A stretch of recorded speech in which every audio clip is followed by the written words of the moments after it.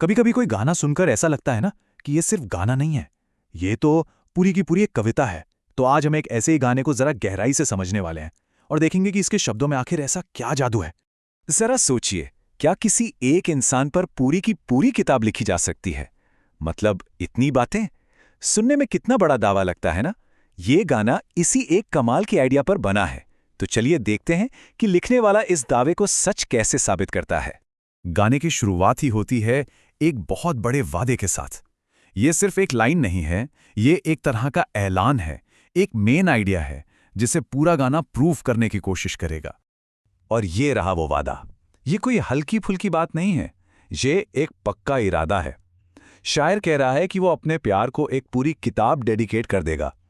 अपने आप में ये प्यार को जाहिर करने का एक बहुत ही खूबसूरत और अलग तरीका है। तो चलिए इस ख्याली किताब का पहला चैप्टर खोलते हैं। ये चैप्टर है बाहरी खूबसूरती पर लिखी गई कविता के बारे में। देखते हैं कि शायर शब्दों से कैसी तस्वीर बनाता है। यहाँ बात बहुत गहरी है। देखिए, लिखने वाला ये नहीं कह रहा कि होंठ गुलाब जैसे हैं, नहीं, वो कह रहा है मैं उन्हें गुलाब लिख दूंगा।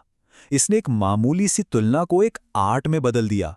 मतलब वो उस खूबसूरती को हमेशा के लिए अमर बना रहा है। और ये सिलसिला आगे बढ़ता है आंखों के साथ, जिन्हें वो शराब लिखने की बात करता है। ये उसकी कला है।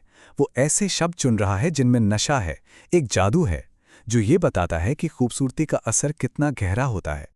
और बात यही नहीं रुकती, बालों को रेशम से भी ज्यादा सुनहरा बता दिया और दुपट्टे में लगे मोतियों को सीधे आसमान के तारे लिख दिया। इससे पता चलता है कि उसकी नज़र में मामूली सी चीजें भी कितनी खास और जादुई बन जाती हैं। अब कहानी में आता है एक नया मोड़।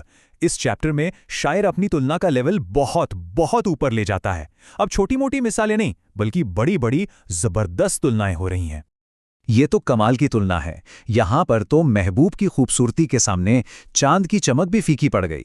ये सिर्फ तारीफ नहीं है, ये उस इंसान को पूरी कायनात के सेंटर में रख देने जैसा है। और फिर वो इतिहास से प्यार के दो सबसे बड़े सिंबल उठाता है। मुमताज का नाम लेके वो एक ऐसे प्यार की बात कर रहा है जो हमेशा जिंदा रहेगा, जिसकी याद में ताजमहल बन गया। और राधा का नाम लेकर वो प्यार को भक्ति के लेवल पर एक रूहानी रिश्ते तक ले जाता है। और अब कहानी का फोकस लिखने वाले पर आ जाता है। अभी तक वो अपने महबूब के बारे में बता रहा था, लेकिन अब वो ये बता रहा है कि इन सब बातों का उस इंसान का खुद उस पर क्या असर हो रहा है। और तभी अचानक से भाषा बदल जाती है। हिंदी के बीच में ये English line can't live without you, इसका आना बहुत बड़ी बात है। ये ट्रेडिशनल शायरी से हटकर एक मॉडर्न और बहुत ही सीधी दिल की बात है। एक तरह से ये पूरी तरह निर्भर होने का कबूलनामा है। ये लाइनें साफ बताती हैं कि असर कितना गहरा है। शायर की पूरी दुनिया अब उसी एक इंसान के चारों ओर घूम रही है। उसकी सोच, उसकी लिखाई, उसके जज्बात, सब कुछ उसी के लिए है। ये एक आर्टिस्ट का पूरा सरेंडर है। तो अब हम इस पोएटिक सफर के आखिरी मोड़ पर हैं। यहां लिखने की कला अपने पीक पर पहुंचती है और एक आखिरी फाइनल एक्शन की तरफ जाती है। और आखिर में आती है ये पावरफुल इमेज, कलम को तोड़ देना।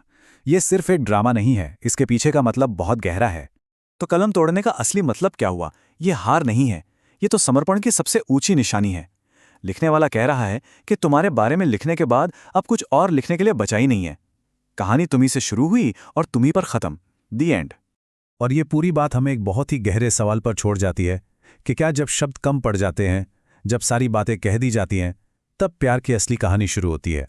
भाषा, प्यार और कला, ये रिश्ता वाकई सोचने वाला है।